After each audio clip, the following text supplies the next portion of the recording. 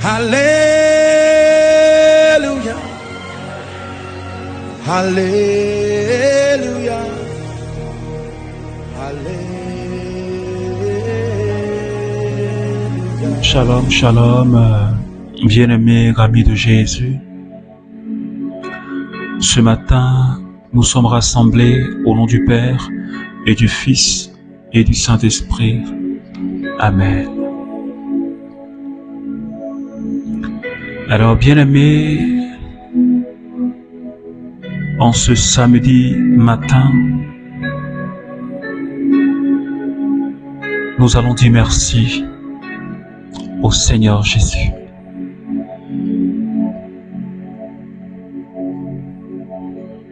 Nous allons dire merci au Seigneur parce qu'il nous a accordé la grâce depuis le début de cette semaine. Il nous a permis de traverser toute cette semaine. Je ne sais pas comment cette semaine a été pour toi jusqu'à ce samedi.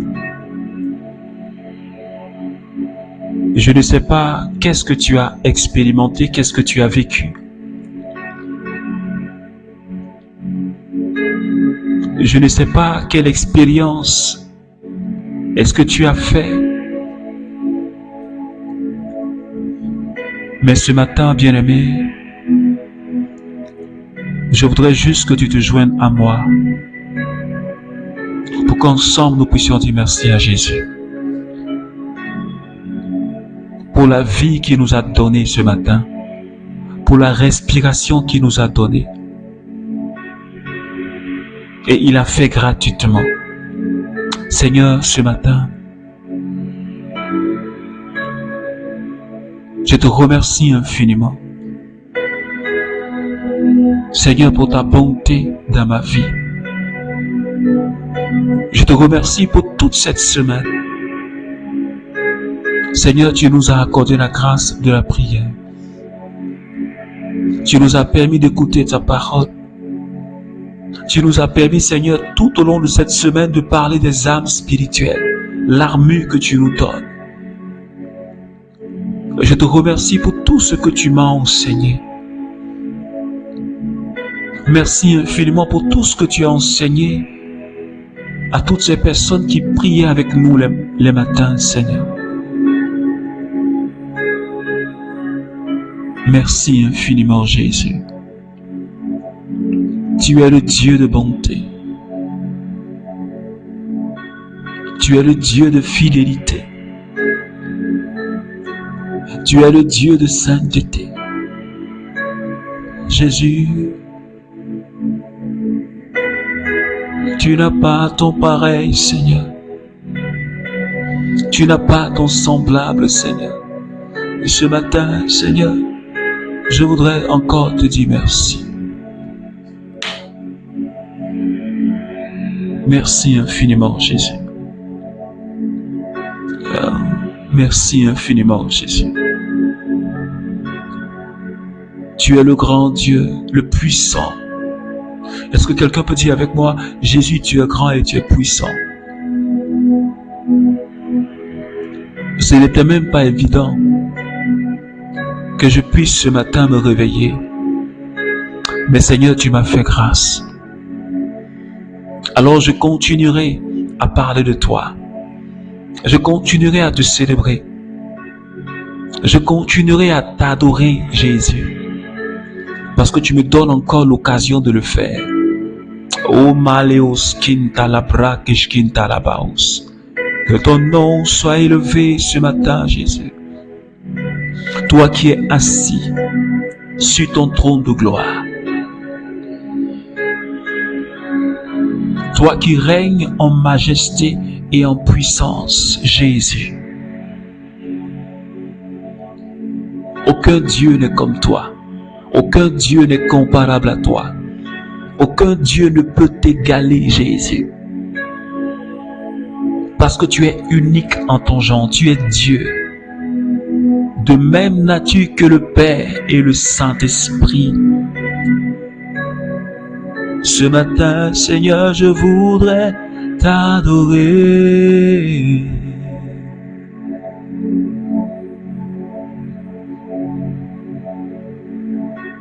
Je voudrais t'adorer, Seigneur.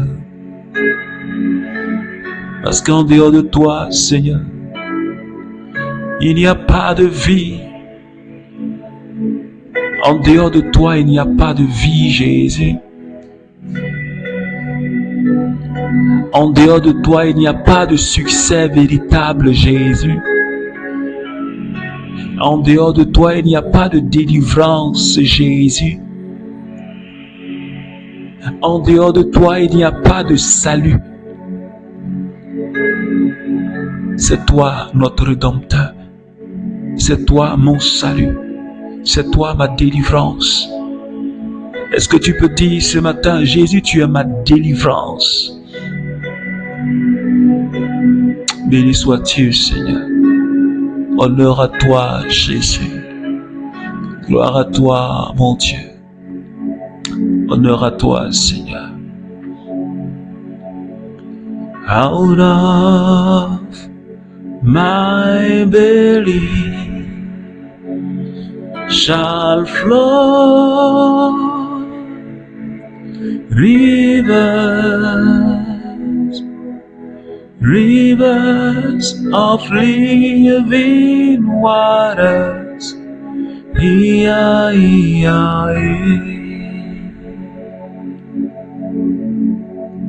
Salikunda libro sata. Out of my belly shall flow rivers, rivers of living waters. Sola kanda kebreus kunta shalaka. Londolo bros kunta shirekerios kanta. Leko salianta la brala kasata. Alors, bien-aimé, ce matin, je voudrais déjà t'inviter à commencer à parler au Saint-Esprit. Cette merveilleuse personne. Jésus a dit, je vous enverrai le consolateur. Il vous conduira dans toute la vérité. Il viendra vous rappeler ce que je vous ai enseigné. Et ce matin, Seigneur Jésus, nous sommes là. Nous sommes là, Seigneur, pour recevoir le Saint-Esprit. Je suis là, Saint-Esprit, ce matin pour toi. Est-ce que, bien-aimé, tu peux dire au Seigneur, je suis là pour toi, Saint-Esprit. Donne-moi ce matin de t'expérimenter. Donne-moi d'expérimenter ta présence. Saint-Esprit, répands l'onction sur ma vie ce matin. Remplis-moi de ta présence, Saint-Esprit, ce matin. Seigneur, tu as dit dans ta parole que des sources d'eau vive jailliront de mon cœur. Le signe de la présence, le signe du baptême de l'Esprit. Seigneur Esprit Saint, j'ai plus que besoin de toi. Je ne peux pas parler de Jésus sans ta présence. Je ne peux pas marcher dans les pas de Jésus sans ta présence. Je ne peux pas réussir un combat sans ta présence. J'ai besoin de toi, Seigneur, pour me revêtir de l'armure que Dieu me donne. J'ai besoin de toi parce que je sais que c'est avec toi que je ferai des exploits. Les mots Saint-Takata. Ce matin, l'Esprit Saint, en union avec tous mes frères et sœurs du renouveau charismatique, et toutes ces personnes qui prient avec nous les matins, ô Esprit Saint, viens te saisir de ma personne. Viens, Seigneur, déployer ta présence, Seigneur, sur ma vie ce matin. Je prie que tu prennes le contrôle de la vie de quelqu'un ce matin. Seigneur, regarde la vie de cette personne qui prie avec moi ce matin. Regarde la vie de cette sœur. Seigneur, qui a élevé les mains vers toi et qui est en train de te bénir ce matin. Jette ton regard, Seigneur, sur la vie de ce frère. Seigneur, qui désire tant ta présence, qui désire t'expérimenter, Seigneur. Seigneur, viens nous toucher ce matin. Viens renouveler, Seigneur, tes grâces en nos vies ce matin. Seigneur, dispose mon cœur pour que je puisse recevoir la plénitude de ta présence. Dispose mon cœur pour que, Seigneur, je puisse recevoir la révélation de ta parole ce matin, Saint-Esprit. Touche-moi, Seigneur. Conduis-moi dans les profondeurs de la parole. Siko la branda likeskinta. Le baba baba. Kosande kiribreuskinta. Ribebebe konta baba baba. Shabebebebebe. Lenderibro sandara baba baba. Lokatayondo bro seketa baba baba baba. Kinti kere brendarios. Rebebebebebe randari ketereo sondororo. Kashikata baba rebebebebebe. Konti kere brendere bebebebebe. Likora brandara brandere brebreus kintara baba baba. Kosa de bébé rondo bobo bobo bobo. Merci Seigneur Esprit Saint ce matin pour ta présence, Seigneur, qui est en train de me visiter, pour ta présence qui est en train de visiter quelqu'un en ce moment précis. Merci de localiser la vie de quelqu'un ce matin, Saint-Esprit, parce que nous voulons être comblés de toi, nous voulons être remplis de toi, nous voulons faire l'expérience de ta présence en ce matin. Saint-Esprit, que ton nom soit élevé, que ton nom soit glorifié, Seigneur Esprit Saint. Béni sois-tu, Seigneur. Béni sois-tu, Seigneur, ce matin. Béni sois-tu, Seigneur. Alors, bien-aimé, ce matin, je veux juste que tu restes dans cette présence du Saint-Esprit, que tu restes connecté à la présence du Saint-Esprit.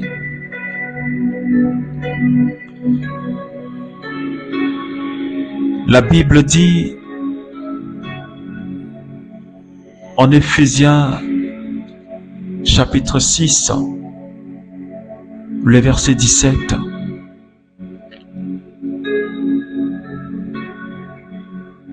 recevez enfin le casque du salut et le glaive de l'esprit, c'est-à-dire la parole de Dieu. Alors, bien-aimés, hier nous avions parlé du casque du salut. Et ce matin, dans le même verset, nous parlerons de la glaive de l'Esprit Saint, c'est-à-dire de l'épée de l'Esprit Saint qui est la parole de Dieu, qui est une arme offensive, c'est-à-dire une arme qui permet d'attaquer, que le Seigneur nous donne de recevoir en ce matin. Et pour toi qui viens de nous prendre en marche, je voudrais juste te rappeler le thème qui conduit notre semaine depuis le lundi, tiré de Éphésiens chapitre 6, des versets 11. Et l'apôtre Paul nous dit ceci: revêtez-vous de l'équipement de combat donné par Dieu, afin de pouvoir tenir contre les manœuvres du diable. Alors, bien-aimés, depuis le début de cette semaine, toutes les armes que le Seigneur nous a données, toutes les armes que le Seigneur nous demande, dont le Seigneur nous demande de nous revêtir, depuis la ceinture, partant de la ceinture de vérité, jusqu'à aujourd'hui, l'épée de l'Esprit Saint, la parole de Dieu, toutes ces armes-là, elles nous permettent de tenir contre les manœuvres du diable. Est-ce que quelqu'un me comprend ce matin? Si l'apôtre Paul nous a recommandé ces armes, c'est parce qu'elles sont nécessaires dans notre vie, ou du moins dans notre croissance spirituelle. Si l'apôtre Paul nous a dit de nous revêtir de ces armes, c'est parce qu'elles sont indispensables pour toi et pour moi. Car sans elles, nous ne pouvons réussir un combat spirituel. Nous ne pouvons pas tenir devant les manœuvres du diable. Autrement dit, nous serons terrassés parce que nous n'avons pas les armes. Ou même si nous avons ces armes et que nous ne savons pas les utiliser, nous serons terrassés par le diable. Parce qu'un soldat qui ne sait pas manipuler son arme, lui-même il est en danger. Est-ce que quelqu'un me comprend ce matin? Et Paul, pour terminer la liste qu'il nous propose, au verset 17, il dit de prendre avec nous la glaive du Saint-Esprit. Dans d'autres versions, il est dit l'épée de l'Esprit. Et quelle est cette épée? L'épée que Paul nous dit de prendre, c'est la parole de Dieu. Alléluia. La parole de Dieu est pour toi et pour moi l'épée. C'est-à-dire cette arme qui permet d'attaquer. Parce que bien aimé, dans le combat spirituel, ce que nous devons savoir, non seulement nous nous défendons, comme avec le bouclier on se défend, pour pouvoir arrêter les flèches enflammées de l'ennemi, mais aussi devons-nous attaquer le diable. On ne doit pas seulement nous défendre, mais on doit aussi attaquer. Et Paul nous dit, on doit attaquer avec la parole de Dieu. Parce qu'un soldat qui passe son temps à se défendre, arrivé à un certain moment, il sera fatigué. Il ne pourra même plus se défendre. Mais il faut aussi attaquer pour vaincre l'ennemi. Pour pouvoir terrasser l'ennemi, il faut l'attaquer. Et pour l'attaquer, le Saint-Esprit nous dit d'utiliser la parole de Dieu. C'est pourquoi il est important pour toi et pour moi de pouvoir connaître la parole de Dieu. Parce que si, bien aimé, nous ne connaissons pas la parole, si nous ne lisons pas la parole, si nous ne nous familiarisons pas avec la parole, si nous ne mémorisons pas la parole, comment est-ce que nous allons pouvoir l'utiliser dans le combat spirituel?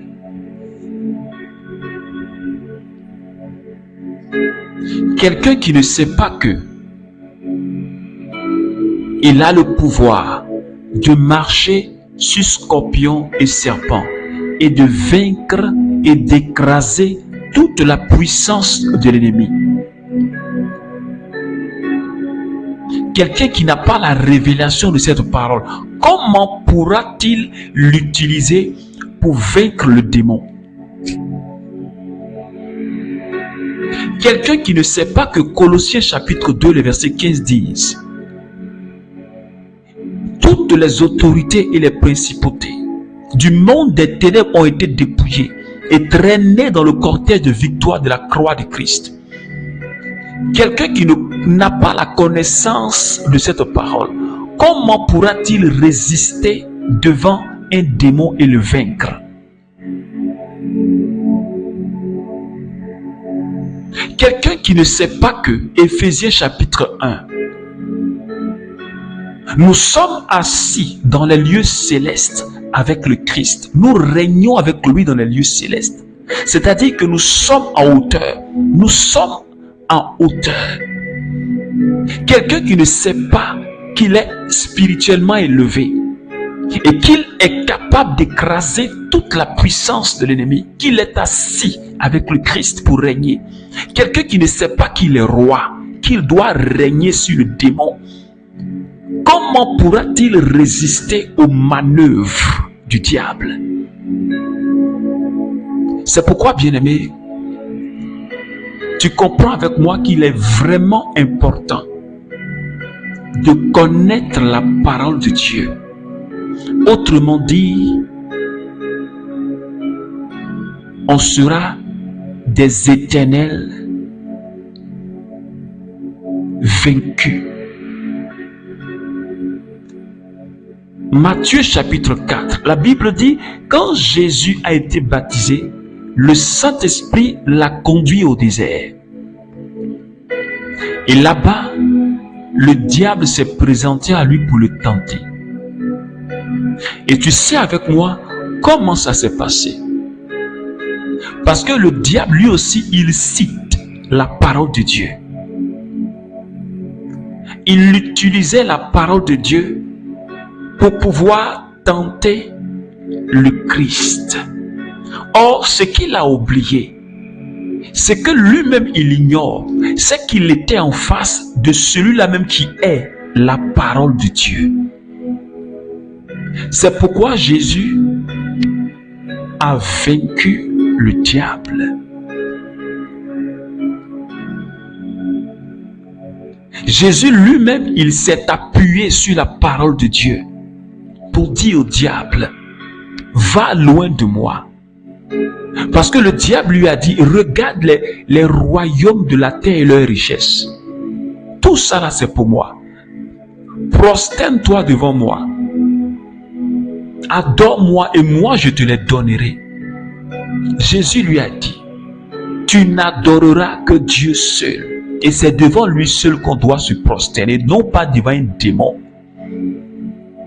Quand Jésus lui a dit ça, il s'est calmé et il est allé loin de Jésus.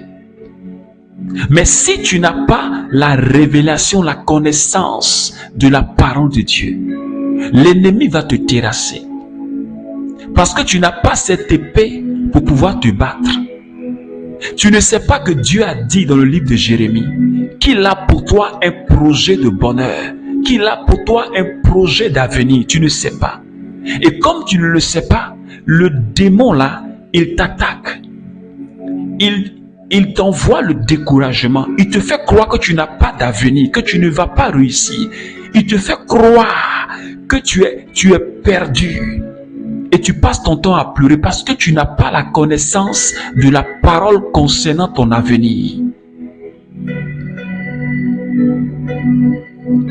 Est-ce que quelqu'un me comprend ce matin? Dans la parole de Dieu, il y a beaucoup de promesses. Notre papa nous a fait beaucoup de promesses qui sont en quelque sorte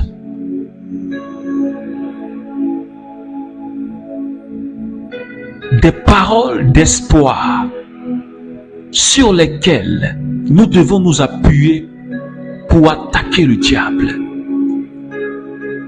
Mais si je ne connais pas ces promesses, je vais passer mon temps à pleurnicher. C'est-à-dire que le diable, lui, me tape seulement, je pleure.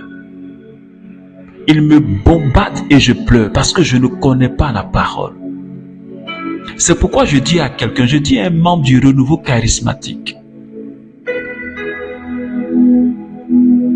nous devons méditer la parole de Dieu. Tu dois ouvrir ta Bible. Toi qui pries avec moi, je ne sais pas combien de fois tu lis ta Bible, mais il faut que tu t'attaches à la parole de Dieu. C'est pourquoi dans le livre de Josué au chapitre 1, avant que Josué n'entre sur la terre de Canaan, Dieu lui a dit, les paroles que je t'ai données là, mes instructions que je t'ai données là, la loi que je t'ai donnée, attache-toi à cette loi. Il ne faudrait pas que tu t'écartes ni à gauche ni à droite. Mais de jour comme de nuit, tu dois méditer cette parole. Parce que elle sera pour toi une arme puissante pour que tu puisses vaincre tes ennemis. C'est cette arme-là qui te donnera de pouvoir posséder la terre de Canaan.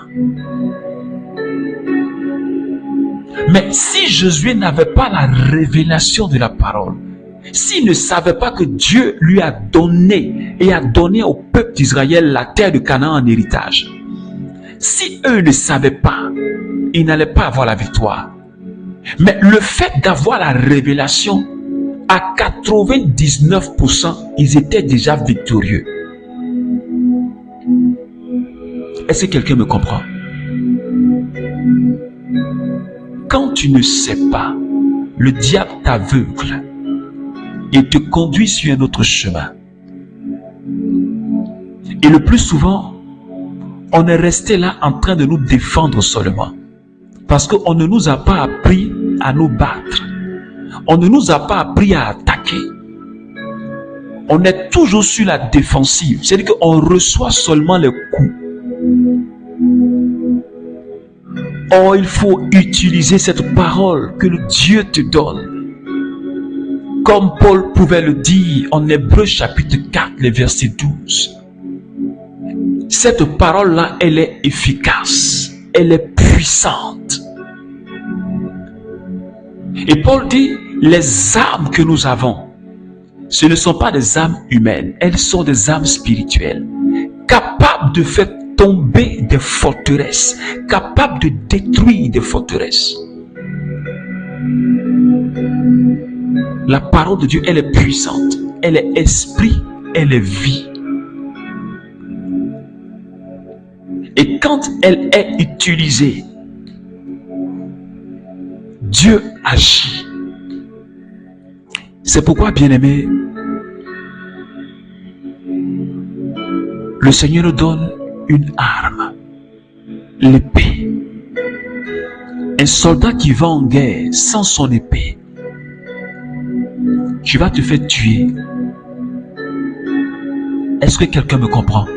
C'est-à-dire que si tu n'as pas la parole de Dieu en toi pour l'utiliser dans le combat spirituel, tu vas te faire malmener par le diable. Parce que cette parole-là, elle contient tout. Même ton identité chrétienne, ton identité d'enfant de Dieu. C'est par la parole que tu sais que tu es élu. C'est par la parole de Dieu que tu sais que tu as été racheté par le Christ. C'est par la parole de Dieu que tu sais que tu as la possibilité ou le pouvoir, tu l'as reçu du Christ pour écraser la puissance de l'ennemi. Et le psalmiste pouvait dire, la parole est une lampe sur mon chemin. C'est une lampe qui éclaire mon chemin. Alors, bien-aimé, peut-être que tu n'as pas l'habitude de lire la parole de Dieu. Mais tu prends beaucoup de temps à lire les journaux. Tu prends beaucoup de temps à regarder des messages sur Facebook et WhatsApp. Tu prends beaucoup de temps à lire des romans ou des histoires. Mais tu n'arrives même pas à lire ta parole, la parole de Dieu. Tu ne trouves pas que c'est bizarre? Dès que tu ouvres ta Bible, tu as sommeil. Mais quand tu prends le portable, que tu regardes Facebook 3 heures de temps, tu es en éveil. Parce que même le diable, il veut t'empêcher de lire la parole de Dieu. Parce qu'il sait que la parole est la vérité. Et cette vérité-là, elle est capable d'affranchir la vie de quelqu'un. Donc, il va t'envoyer un sommeil, un merveilleux sommeil, pour ne pas que tu lises ta Bible. Il va te dire, c'est pas la peine. Laisse, tu vas lire ça à la maison le soir. Le soir, tu es branché à la télévision. Tu passes 5 heures de temps en train de regarder un film. Mais un seul verset, tu ne peux pas lire. Tu vois pas que c'est pas normal? Si tu n'arrives même pas à passer 30 minutes en train de lire la Bible et que tu as 5 heures de temps pour regarder un film, c'est qu'il y a un problème. C'est un problème. C'est pourquoi je dis à quelqu'un, il faut te revoir. Parce que la parole de Dieu, elle donne la vie. Et se nourrir de la parole de Dieu, c'est de recevoir la vie du Christ. Se nourrir de la parole de Dieu, c'est recevoir l'esprit du Christ. Il faut que tu nourrisses ton âme de la même manière que tu nourris ton corps. Il faut que ton âme soit nourrie. Autrement dit, tu seras amaigri spirituellement parce que tu ne manges pas. De la même manière que quelqu'un qui se prive de nourriture physiquement, il maigrit, toi aussi tu vas dépérir spirituellement parce que tu ne manges pas, tu ne bois pas. Et parce que tu ne manges pas la parole, tu seras vulnérable à toute forme d'attaque.